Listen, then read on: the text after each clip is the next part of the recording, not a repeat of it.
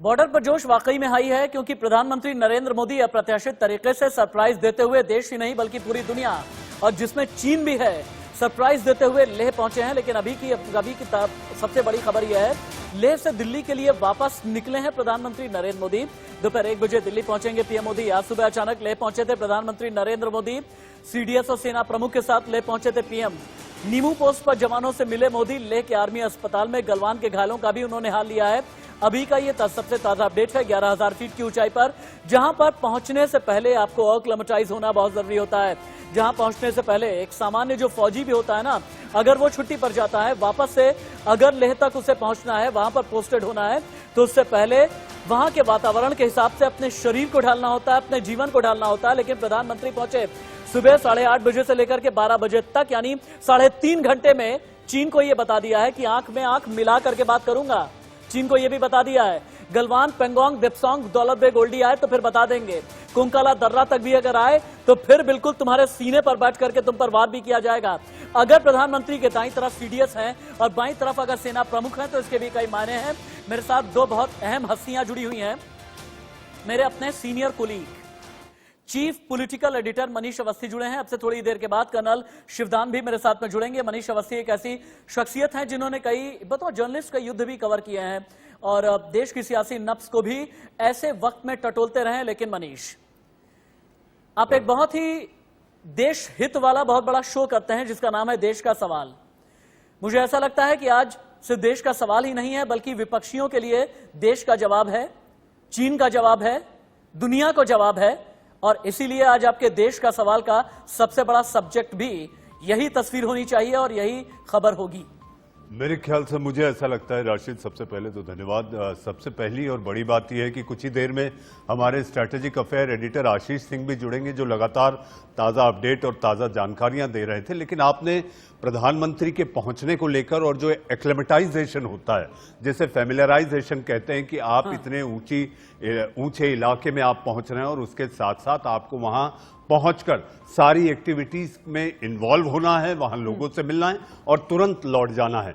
तो इस स्थिति में प्रधानमंत्री का ये जो जज्बा है, जुनून भरने का, मनोबल बढ़ाने का, मुझे ऐसा लगता है कि ये एक कड़ा संदेश है। और आपने अभी एक बात कही राशिद, मुझे याद आता है आपने कहा कहते कहते कि उनके सीने पर हम खड़े होकर उन्हें बता देंगे कि भारत क्या है।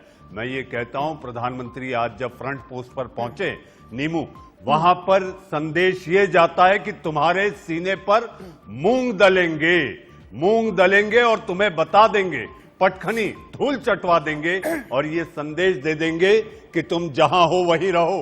1 इंच आगे बढ़े तो उसकी कीमत क्या चुकानी पड़ेगी ये तुम जानते हो। तुम अपनी सेना को जवाब नहीं दे पा रहे कि गलवान घाटी में जब भारतीय सेना के शूरवीरों ने तुम्हारा जो अंदाज था उसको कुचल के रख दिया। तुम आंकड़े नहीं दे पा रहे अपनी फौज को, तुम आंकड़े नहीं दे पा रहे अपनी अवाम को कि आखिर कितने सैनिक तुम्हारे भारत के साथ, भारत के सिपाहियों के साथ हाथापाई में खत्म हो गए। तो आप ये समझिए कि अपने आप में एक डरावनी स्थिति चीन में खुद पैदा हो चुकी है। और मेरी कुछ लोगों से बात हो रही थी राशिद, उसमें चीनी पूर्व सैनिक जो हैं वो एक तरह से नाराज हैं सरकार से कि आखिर सरकार आंकड़ा क्यों नहीं दे रही, कितने शहीद हुए बता क्यों नहीं रही। तो चीन को यह समझना होगा, पुतिन से प्रधानमंत्री की कल सबसे पहले फोन पर बातचीत, तो रणनीतिक तौर पर, कूटनीतिक तौर पर, और अब मुझे ऐसा लगता है कि आपने मेरे कार्यक्रम का जिक्र किया था देश का सवाल, मुझे ऐसा लगता है कि देश की तमाम विपक्षी पार्टियों को, जिनके पेट में ये दाल भात चोरता रहा कि आखिर प्रधानमंत्री चीन का नाम क्यों नहीं लेते, ये तस्वीरें, ये वीडियो अपने आप में बता देते हैं। क्योंकि वन गुड पिक्चर इज मतलब आप ये कहना चाहते हैं कि जबान पर चीन को नहीं लेकर के आऊंगा, कदमों में चीन को लेकर के आऊंगा। और लद्दाख में जाकर के प्रधानमंत्री ने यही कहने की कोशिश की है। आशीष थोड़ी देर के बाद हमारे साथ में जुड़ने वाले हैं। कर्नल शिवदान के पास शायद मुझे एक बात जानना चाहिए। कर्नल शिवदान कहते हैं कि जिस जगह पर प्रधानमंत्री पहुंचे हैं, भारत का मुकुट ही नहीं बल्कि दुनिया के लिहाज से यह एक मुकुट क्षेत्र कहा जाता है। यहां पर प्रधानमंत्री ने पहुंच करके म्यांमार को भी बता दिया है, नेपाल, पाकिस्तान को भी संदेश दे दिया है, श्रीलंका, मालदीव्स को भी संदेश दे दिया है। साउथ चाइना सी में अगर चाइना आंखें तरेरता है तो ऊपर से रह करके नीचे तक के लिए संदेश दे दिया है कि अगर स्ट्रिंग ऑफ पर्ल की तरफ भी तुम आए तो भी हम आपको बता देंगे। एक स्ट्रेटजी बनी हुई है। एयर स्ट्राइक करने के लिए भी हम तैयार हैं, सर्जिकल स्ट्राइक करने के लिए भी तैयार हैं। और अगर प्रधानमंत्री पहुंच रहा है, दाईं तरफ सीडीएस है, बाईं तरफ अगर जनरल हैं, यानी थल सेना प्रमुख हैं, तो चीन को यह कह दिया गया है कि यह नए युग का भारत है, आंखें दिखाएगा भी, घुसकर मारेगा भी। देखिए, इससे पहले चीन ने यह सोचा था कि भारतवर्ष इस क्षेत्र में ज्यादा कुछ नहीं कर पाएगा, क्योंकि वहां पर ना हमारा इंफ्रास्ट्रक्चर था, ना हमारा रोड कनेक्शन था, और उससे हमसे पहले 59 से ही चीन ने उस एरिया में तिब्बत पर कब्जा करने के चक्कर में पूरा अपना इंफ्रास्ट्रक्चर डेवलप कर लिया था। तो उसको यही मुगालता था पूरे टाइम कि हम जो इस क्षेत्र में जो कुछ करेंगे हमारा ही कब्जा है और भारत इसमें कुछ नहीं कर पाएगा। मगर गलवान घाटी की घटना ने और हमारी जिस तरह से हमने अपना पोस्टर दिखाया है चाइना को, दौलत बेग ओल्डी में जिस प्रकार हमने अपने एयरक्राफ्ट तैनात किए हैं और अपनी आर्मर्ड फोर्सेस को वहां पर भेजा है, हमने अब चाइना को पूरी तरह से बता दिया है कि आपको ईंट का जवाब बड़े बड़े पत्थरों से दिया जाएगा और आपको आपकी जगह दिखा दी जाएगी। चलिए, समझ में तो आ रहा है कि एक रिटायर्ड फौजी का जोश बहुत हाई है। आशीष के पास हम जा सकते हैं क्या? चलिए, जा सकते हैं। मेरे editor strategic affair Ashish Singh भी मेरे साथ में जुड़ गए हैं, लेह लद्दाख से होकर के आए हैं। बहुत ही जोशीली रिपोर्टिंग की है उन्होंने, देश की सबसे जज्बे वाली रिपोर्टिंग अभी थोड़े दिन पहले ही करके आए हैं। आशीष, लेह में अगर प्रधानमंत्री पहुंचे, सबसे पहले नेहरू जैकेट में, हाउ इज द जोश? अगर प्रधानमंत्री ने फौजी जैकेट पहनी तो हाउ इज द जोश? प्रधानमंत्री अगर सीडीएस और जनरल को साथ में लेकर के गए, हाउ इज द जोश? आशीष राशिद, जोश काफी हाई है और प्रधानमंत्री के पहुंचने के बिना भी हमारे जवान पूरी तरह से तैयार थे और तैनात हो रहे थे। और अब मैं कहूंगा कि जिस तरह से आपने जिक्र किया कि इसे दुनिया का भी एक पिनाकल कहा जाता है उस एरिया को, हिमालयन एरिया, वहां पर अब वो हिमालय की चोटी पर पहुंचा होगा जवानों का जोश। सबसे महत्वपूर्ण बात है कि ये डबल मैसेजिंग है राशिद, एक साथ में हमारे जवानों के लिए भी है, देशवासियों के लिए भी। ये इनवर्ड इंटरनल मैसेजिंग है प्राइम मिनिस्टर मोदी की, एक्सटर्नल मैसेजिंग है बीजिंग को। लेकिन एक बात का जिक्र जरूर करना चाहूंगा। देखिए, from foreign affairs point of view अगर आप देखेंगे तो उसमें एक बहुत महत्वपूर्ण बात होती है कि क्या हम जिस तरह से देख रहे हैं कि पुतिन क्या कर रहा है, ट्रंप क्या कर रहा है और शिंजो आबे क्या कर रहे हैं, उसी तरह ये सब लीडर्स भी देखते हैं कि इंडिया क्या कर रहा है, मोदी क्या कर रहा है, डोवाल क्या कर रहा है, जनरल रावत क्या कर रहा है। और वही मैसेजिंग, ये मैसेजिंग एक तीसरे आयाम की पूरे दुनिया को भी है कि आपको अगर सपोर्ट करना है, आप अपने अगर एसेट्स लगा रहे हैं अपनी वजहों से चीन को कॉर्नर करने के लिए, ताइवान हो, ऑस्ट्रेलिया हो, हांगकांग हो, साउथ चाइना सी हो, कोई भी वजह हो, डोंट वरी, हम भी 2 कदम आगे बढ़ाकर तैयार हैं, तैनात हैं।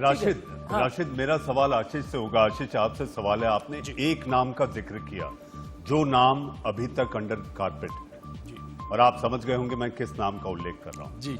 मुझे ऐसा लगता है कि प्रधानमंत्री का ये दौरा बगैर उनकी सूझबूझ, जैसे मैं अगर नाम कह दूं तो इशारों में आप समझ जाओगे और आप खुद व्याख्या करोगे, जेम्स बॉन्ड अजीत डोवाल। बिल्कुल, और जिस तरह से अजीत डोवाल जी अभी मिलने वाले हैं, अगले घंटे भर के अंदर में पीएम टेक ऑफ कर रहे हैं लेह से, और उसके बाद में वो सीसीएस की मीटिंग भी यहां पर करने वाले हैं।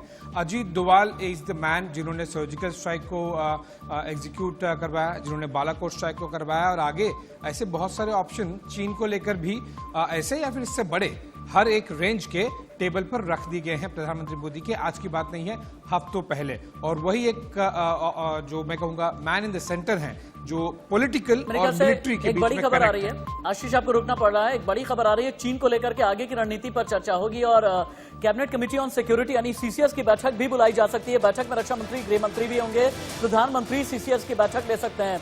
विदेश मंत्री एस जयशंकर, एनएसए अजीत डोभाल भी मौजूद रहेंगे। लीजिए मनीष जी, अभी जिस जेम्स बॉन्ड की आप बात कर रहे थे, अगली एक्सक्लूसिव खबर में हमारे पास में ये नाम आ भी गया मेरे ख्याल से राकेश कुमार सिंह के पास, सीनियर एडिटर राकेश कुमार सिंह के पास हमें जाना चाहिए। राकेश, एयर स्ट्राइक की, उसके पीछे भी दिमाग एनएसए अजीत डोभाल का, सर्जिकल स्ट्राइक अजीत डोभाल का दिमाग, operation all out Ajit Doval का दिमाग, ऑपरेशन जैकबूट अजीत डोभाल का दिमाग, गलवान में पीछे नहीं हटेंगे अजीत डोभाल का दिमाग, पेंगोंग में बिल्कुल सामना करेंगे अजीत डोभाल का दिमाग, दौलत बेग ओल्डी में और भी ज्यादा फोर्सफुली अग्रेसिवली रहेंगे अजीत डोभाल का दिमाग। अजीत डोभाल को लेकर के एक्सक्लूसिव और खबरें आपके पास क्या है दिल्ली में?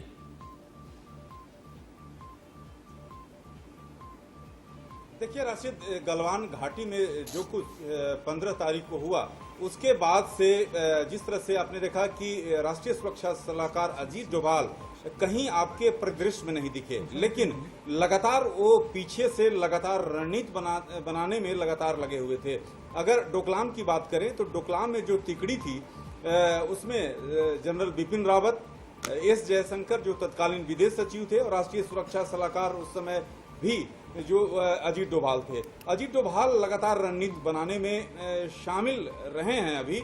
और आज की बड़ी खबर यही है कि प्रधानमंत्री जैसे ही लौटेंगे उसके बाद वरिष्ठ मंत्रियों की बैठक होगी, जिसमें रक्षा मंत्री, गृह मंत्री, विदेश मंत्री, वित्त मंत्री के साथ साथ जो है राष्ट्रीय सुरक्षा सलाहकार पहली बार जो हैं इसमें शामिल होंगे। पहली बार इसलिए मैं कह रहा हूं क्योंकि हाल के दिनों में राष्ट्रीय सुरक्षा सलाहकार पर्दे के पीछे से लगातार कार्रवाई कर रहे थे, लेकिन आज जो है वो इस मेरे साथ में retired major general Shashi Asthana भी जुड़े हुए हैं। मेजर जनरल शशि अस्थाना, प्रधानमंत्रियों का लेह का दौरा करना, प्रधानमंत्रियों का एलएसी से लगे हुए इलाकों में जाना या एलओसी से लगे हुए इलाकों में जाना, ये कोई पहली बात नहीं हुआ है, लेकिन एक ऐसे वक्त में जबकि युद्ध के मुहाने पर खड़े हुए दो देश नजर आ रहे हैं और पूरी दुनिया यही समझ रही है, तो ऐसे में प्रधानमंत्री का जाना और 3.5 घंटे तक लेह की सरजमी पर रहना और यह बता देना कि एलएसी का यह इलाका हमारा ही है, अक्साई चिन पूरी तरह से हमारा ही है, किस तरीके से देखते हैं आप? ऐसा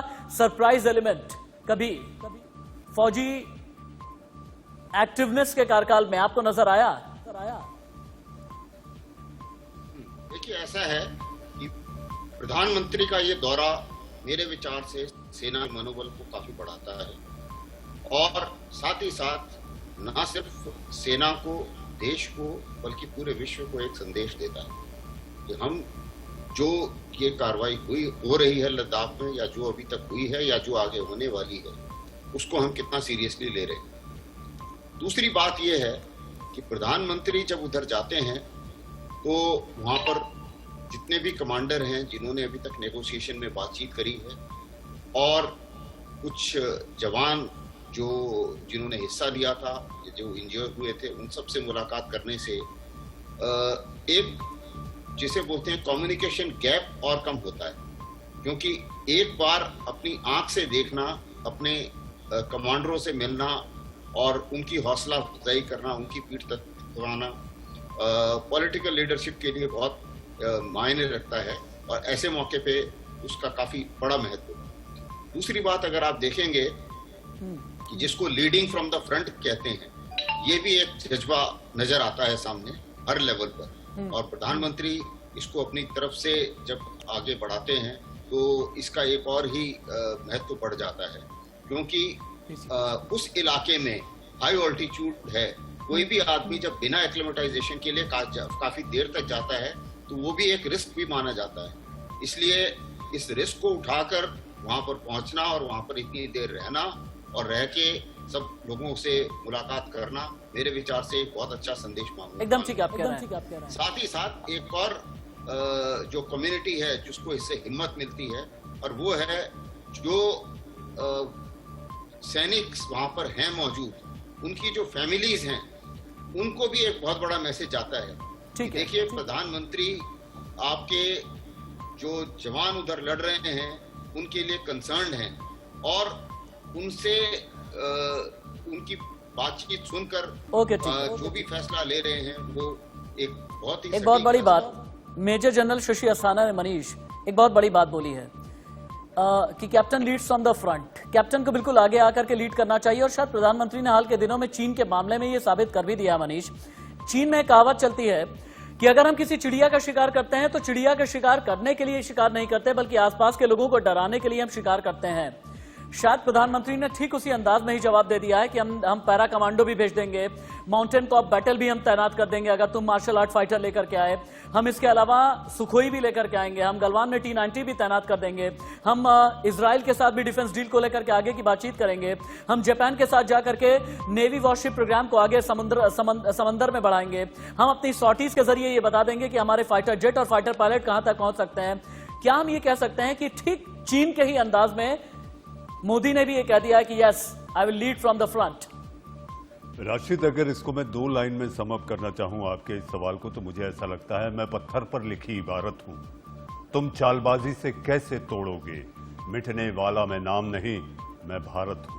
मुझे ऐसा लगता है प्रधानमंत्री आज LAC की जिस पोस्ट पर पहुंचे और वहां से जो संदेश दिया है, संदेश ये कि एक तो राष्ट्रीय नेतृत्व सेनाओं के साथ खड़ा है और सेनाओं को खुली छूट है।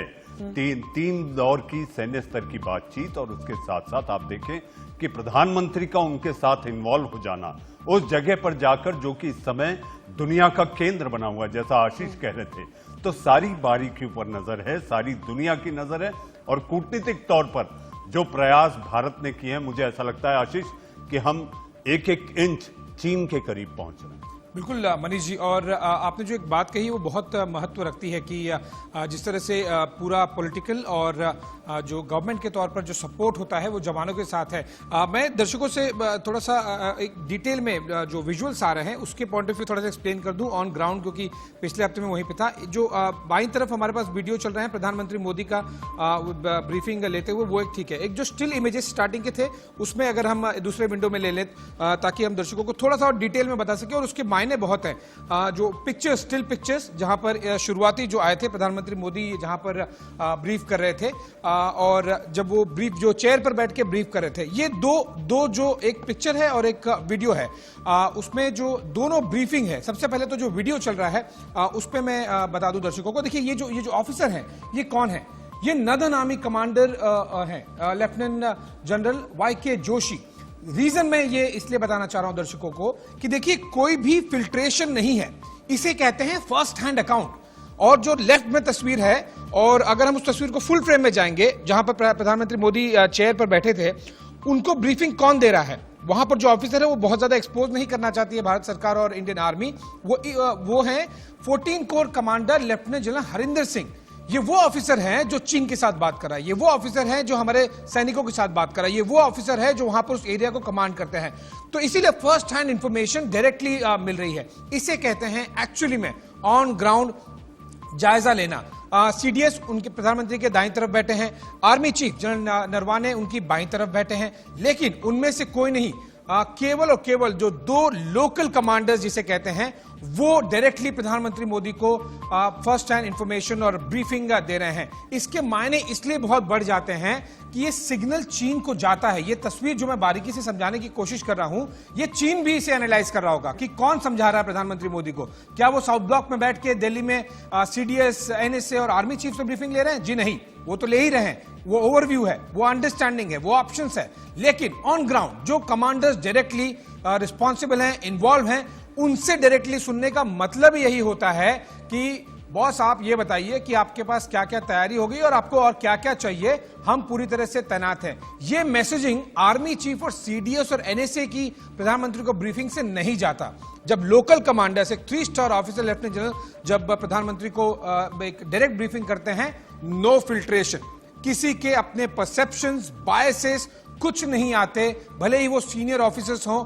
डायरेक्टली और डायरेक्टली जो लोकल कमांडर्स है उनकी क्या सूझबूझ है, वो चीन से जब कोर कमांडर से बात कर रहे हैं उनका क्या हाव भाव है, क्या रुख है, क्या आगे का प्लानिंग है, ये सब कुछ वो डायरेक्टली देते हैं। इसके बहुत मायने हैं, बहुत मायने। और मैं foreign point of view, military intelligence point of view, military analysis point of view, चीन इन्हीं 2 तस्वीरों को बहुत बारीकी से एनालाइज कर रहा होगा, क्योंकि ये 2 तस्वीरें एक्सटर्नल मैसेज के लिए हैं, दिल्ली से बीजिंग के मैसेज के लिए हैं। दिल्ली से बीजिंग के लिए क्या मैसेज है? आशीष जिस बेहतर तरीके से बता रहे थे, और आशीष का ये कहना था कि एक लोकल कमांडर के जरिए अगर आप ब्रीफिंग ले रहे हैं, लेफ्टिनेंट जनरल हरिंदर सिंह के जरिए, और बिल्कुल जिस तरीके से इंफॉर्मेशन शेयरिंग हो रही है या इंफॉर्मेशन जिस तरह से प्रधानमंत्री ले रहे हैं, इसके भी अपने आप में कई मायने हैं। मनीष, एक और चीज आपसे पूछना चाहूंगा, चूंकि अब दोपहर 1 बजे भी मीटिंग होने वाली है और आगे ये कहा जा रहा है कि कैबिनेट कमेटी ऑन सिक्योरिटी भी बुलाई गई है, इसमें क्या संभावित है? मुझे ऐसा लगता है कि जिस तरह से बैठक होगी प्रधानमंत्री आने के बाद, बैक टू बैक 1 बजे का समय, चूंकि जैसे आशीष की जानकारी थी कि लेह से यहां पहुंचने में आशीष मुझे लगता है घंटा सवा घंटे का वक्त लगता है, तो अगर 12 बजे भी वहां से टेक ऑफ किए हैं प्रधानमंत्री, तो यहां आकर और उनके काफिले का मोटरकेड उनके निवास स्थान तक पहुंचे और उसके बाद थोड़ा वो मुझे ऐसा लगता है कि विश्राम करेंगे और उसके बाद सीसीएस की बैठक होगी। 1 बजे का कहना मुझे लगता है थोड़ी जल्दबाजी है, लेकिन राशिद इस बैठक में मुझे ऐसा लगता है कि वो सारे चेहरे जो कि इस बैठक के सबसे सक्षम नेतृत्व की इस बैठक के वो मौजूद रहेंगे और इसमें जिस एक व्यक्ति का नाम, जिस एक व्यक्ति का जिक्र आशीष ने किया है, जो लगातार पर्दे के पीछे पे सक्रिय होकर सारी चीजों की पोस्चरिंग कर रहे थे, रणनीति बना रहे हैं, कूटनीति को लेकर हमारे विदेश मंत्री सामने आएंगे, रक्षा मंत्री अपनी बात रखेंगे जो खुद रूस के दौरे से लौटे और उसके बाद रूस के साथ लगातार हमारी बढ़ती जो द्विपक्षीय बातचीत और प्रधानमंत्री का कल जो मूव था, ये सारी बातें मिली जुली बातें होंगी और उसके बाद सरकार, चूंकि आज फर्स्ट हैंड इंफॉर्मेशन लेकर प्रधानमंत्री खुद देश का प्रधान, बड़ा प्रधान जब वापस राजधानी लौट रहा है, तो निश्चित ही कोई ऐसी बातें जरूर होंगी जिसको लेकर आगे सारी दुनिया की नजरें टिकी होंगी। जैसा कि फिर आशीष कह रहे थे कि सारी दुनिया, सारे बड़े महाबली बाहुबली मुल्क इस समय भारत की ओर नजरें गड़ाए बैठे हैं कि आखिर दक्षिण एशिया का महाबली ताकतवर कौन। एकदम ठीक आप ये कह रहे हैं, और इसलिए क्योंकि चीन की तरफ से ये कहा जाता है कि वो महाबली है, वो बाहुबली है, चीन की तरफ से ये कहा जाता है कि वो सुपर पावर है। अगर वो सुपर पावर है तो हमने भी ये बता दिया है कि हम सुपर नेशन बनने की तरफ बढ़ चुके हैं, और अगर इतना सशक्त स्टेट्समैनशिप भारत को मिल रही है, और जैसा भी थोड़ी देर पहले एक और डिफेंस एक्सपर्ट के साथ में बातचीत हो रही थी कि captain Leeds on the front, और आगे से आकर के अगर प्रधानमंत्री नरेंद्र मोदी ने ये लीडरशिप दिखाई है तो इसके भी कई मायने हैं। आगे हम बातचीत करेंगे सुखोई की, हम बात करेंगे मिग की, हम बात करेंगे F-35 की। चाइना के स्टेल्थ के मुकाबले ये सारे जितने भी जेट फाइटर्स हैं, इनमें भारत कहां पर आकर के खड़ा हो गया है, और क्यों ये कहा जा रहा है कि भारत बिल्कुल चीन के सर पर आ चुका है, और ये 5th जनरेशन के जितने भी जेट फाइटर्स हैं या फिर जितने भी फाइटर पायलट्स की ट्रेनिंग है, इन सभी को लेकर के भी बातचीत आगे होगी। मेरे साथ में डिफेंस एक्सपर्ट कैप्टन राज द्विवेदी भी जुड़ गए हैं। एक ब्रेक के बाद उनसे भी बातचीत करेंगे।